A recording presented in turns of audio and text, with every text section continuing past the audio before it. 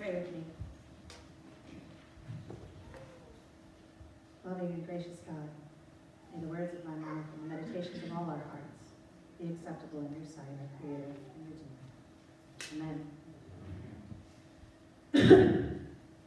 These Beatitudes are kind of tough to hear sometimes, because I don't know about you, but I know for myself that I'm not always on the side of the blessed. I'm not always the one seeking peace and thirsting for righteousness, although I certainly want to be. That's how I aim to live my life. But that's not always reality.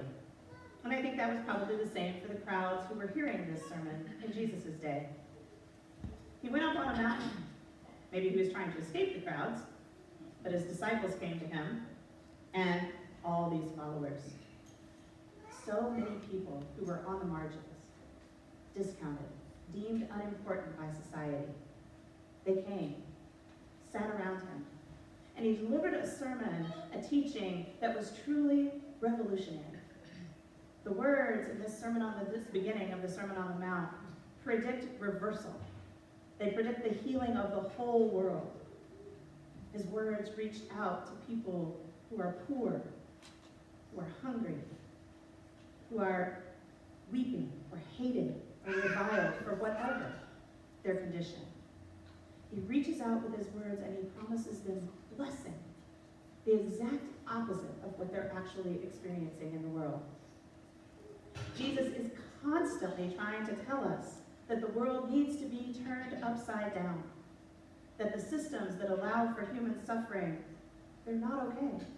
They're not normal. They're not what the world is supposed to be. Which is kind of hard to hear in capitalist America in 2020.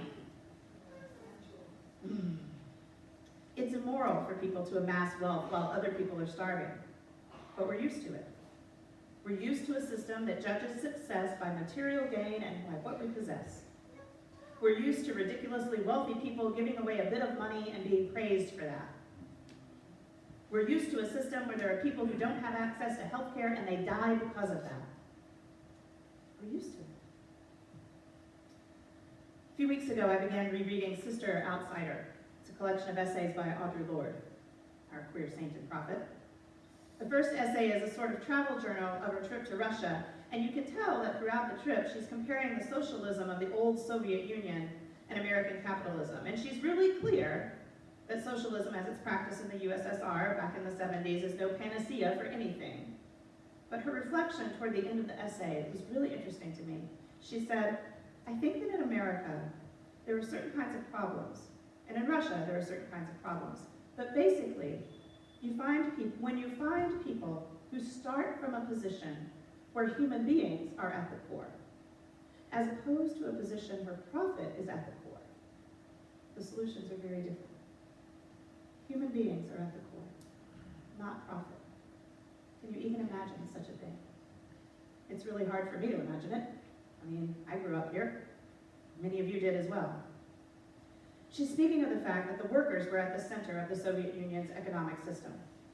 And let me be clear, neither she nor I are embodying or advocating for a Soviet-style society. But some of the differences she noticed in Russia came from the fact that people, not profit, were the starting point. For example, and remember this is in the 70s, she met a man who asked her if it was true that American black people had to pay for health care. He assumed that it was part of the discrimination against black people in the United States.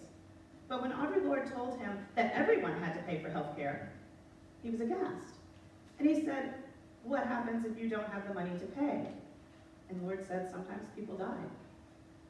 She writes, we left him looking absolutely nonplussed, standing in the middle of the square with his mouth open and his hand under his chin staring after me, as in utter amazement that human beings could die from lack of medical care.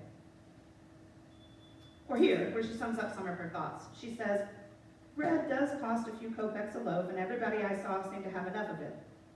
Of course, I did not see Siberia, nor a prison camp, nor a mental hospital, but that fact, in a world where most people, certainly most black people, are on a bread concern level, seems to me to be quite a lot. Because if you conquer the bread problem, that at least gives you a chance to look at the others. If people aren't hungry, that at least gives you a chance to see what else you could do. Again, I am in no way advocating for a Soviet-style society, not by a long shot. But I think I understand what the Lord was writing about. She was imagining something different, a new kingdom, a new realm, something better, more egalitarian. And being able to imagine something different is so important. You've heard me talk about my Facebook friend Candace Simpson. She's a minister. She's brilliant and funny and young, and she posts about her student loans and her several jobs and her struggle to make ends meet. But what always blows my mind about Candace is that it seems she really can imagine a different world.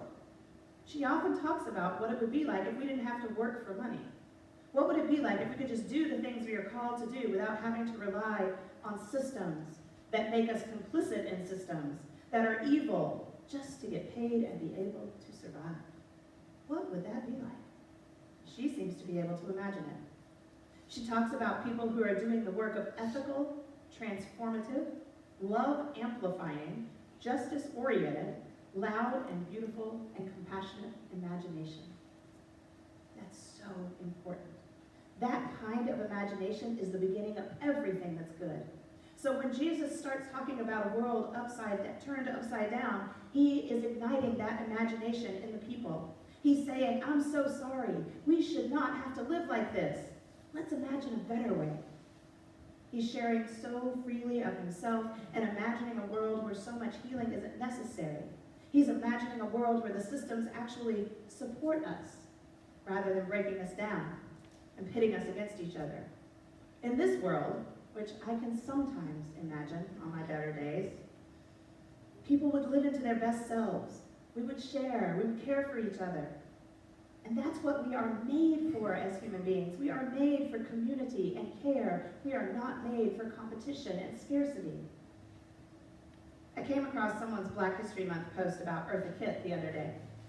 It was a public post on Facebook by someone I don't know, but I want to give her credit. Her name was Jessica Selmanson. And I learned some things I didn't know about Eartha Kitt. This is what Jessica wrote. Conceived by rape, born on a cotton plantation, never certain who her father was, abandoned by her mother, abused as a child because she was yaller, and forced to live in the crawl space under the house with the cats. She rose to become an internationally beloved singer, dancer, actor, and comedian. She was an anti-war activist and a member of the Women's International League for Peace and Freedom, who gained the wrath of President Johnson and was harassed for years by the FBI. She was a vocal advocate of LGBT rights. Asked about her following from and affinity for the gay community, she said, "We're all rejected people. We know what it is to be refused. We know what it is to be oppressed, depressed, and then accused. I am very much cognizant of that feeling. Nothing in the world is more painful than rejection." I guess she would know what she's talking about. Nothing in the world is more painful than rejection. Rejection of another human being says, I don't see you as worthy. I don't see you as a child of God. And there on that mountain, Jesus did the exact opposite for all of those people who were listening to him. He named the truth of their circumstances. And he said, I'm offering you hope and healing and imagination. You are worthy of all of those things. He offered them the honor and the blessing of being seen as children of God, worthy of all good things. He offered the imagination that Minister Candace Simpson talks about, ethical, transformative, love, amplifying, justice-oriented, loud, and beautiful, and compassionate imagination. So my friends, how do we embody this beatitude living? How do we see all people as children of God? How do we imagine a different world together? We do it like this. We do it when we come together and we believe that something else could be possible. We do it when we come together as a community and love each other and care for each other. We embody that radical reversal together in community. So let's claim and believe that we can exercise our imaginations together. Let's keep up our hope and our courage, and let's create the world we imagine. Let's together believe that a different world is possible. Amen.